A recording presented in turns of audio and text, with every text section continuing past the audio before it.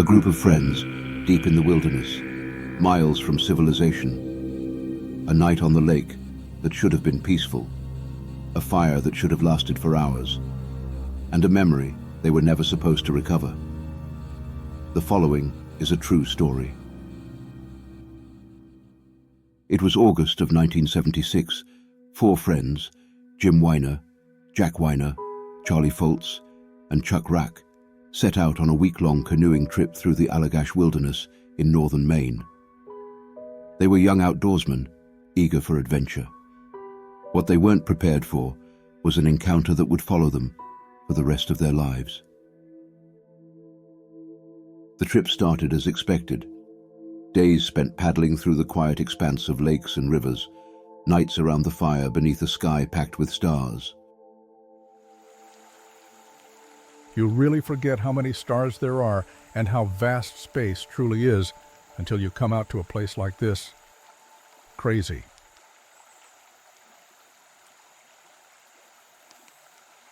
Whoa. What the hell is that? You guys see that up there? Then on their second night, something unusual appeared in the sky. At first, it looked like a star, but it was moving. That's not a plane. It's too slow. Could be a satellite.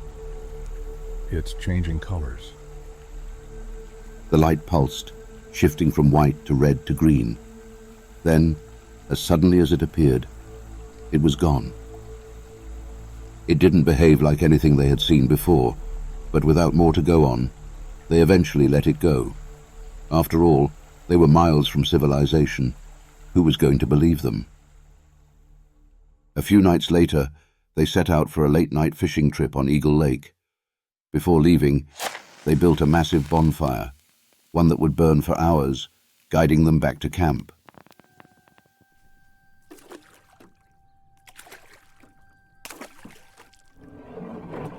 This feels like a good spot to me.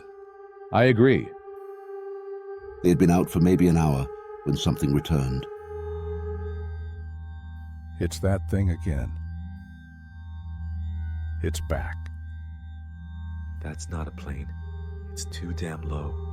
There's no way.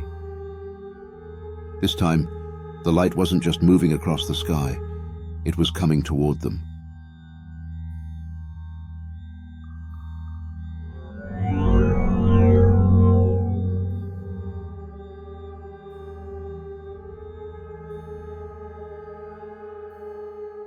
The next thing they knew, they were standing on the shore. The fire that should have burned for hours was nearly out. Their memories of paddling back, gone. The men tried to rationalize their bizarre shared experience, but decided to leave the topic alone altogether upon returning from their trip. Returning to normalcy would prove to be difficult, though, when one by one, each of the men began experiencing vivid nightmares.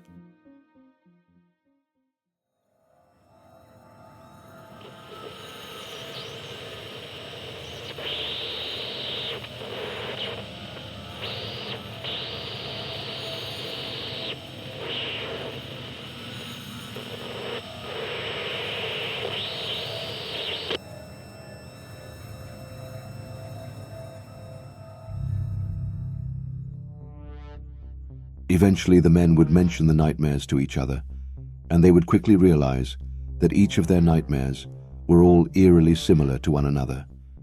Humanoid figures with large black eyes, cold metallic rooms, a sense of complete paralysis, and an overwhelming feeling of being examined.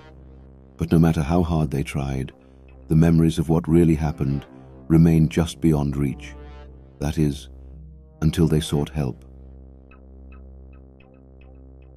Jim, I want you to go back to that night on the lake.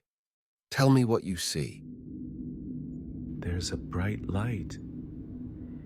It's pulling us up. Jim Weiner was the first to reach out to Dr. Raymond Fowler. He had read about regression hypnosis, a method often used to recover suppressed memories. Under hypnosis, Jim described the sensation of being weightless, of the canoe disappearing from under them, as they were lifted into the air. Then, darkness, silence. And when the light returned, they were inside. They're looking at me. I can't move. I can't move. A figure loomed over him, hairless, thin, skin like smooth grey parchment. Its eyes, huge black voids, stared down at him, unblinking. Jim felt paralyzed. He couldn't move, couldn't scream. He wasn't alone. Something's touching my head. It's cold. I can feel it inside my skull. Your skull? They're in my mind.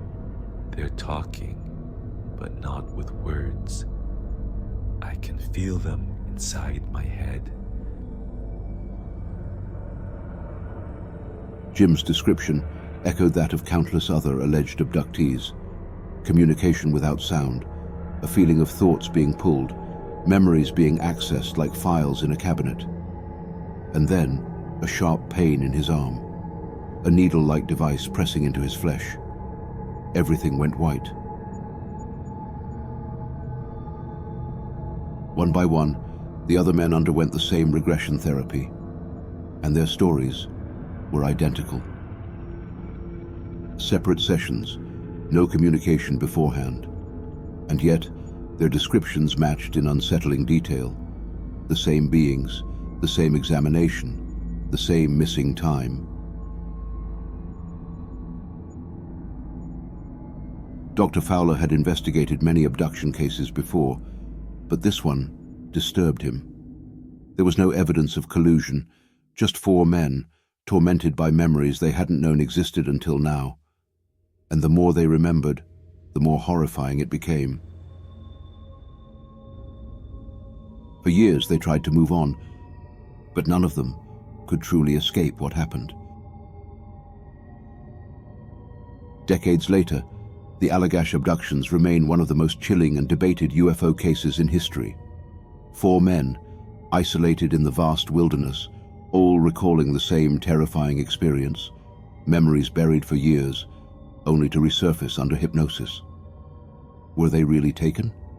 Were they subjected to something beyond human understanding? The skeptics argue that their memories were influenced by suggestion, that hypnosis is unreliable, that the mind can create convincing false narratives. But if that's true, how do you explain the missing time, the identical descriptions, the nightmares that haunted them for years before they even knew what they had forgotten? Maybe the truth is out there somewhere. Or maybe it's already here. What do you think happened that night on Eagle Lake? Let us know your thoughts in the comments. If you've made it to the end, a like on this video would be greatly appreciated. And if you enjoy exploring the mysterious unknown, make sure to subscribe to Occult Odyssey for more deep dives into the strange and unexplained. Thanks for watching, and we shall meet again in the next one.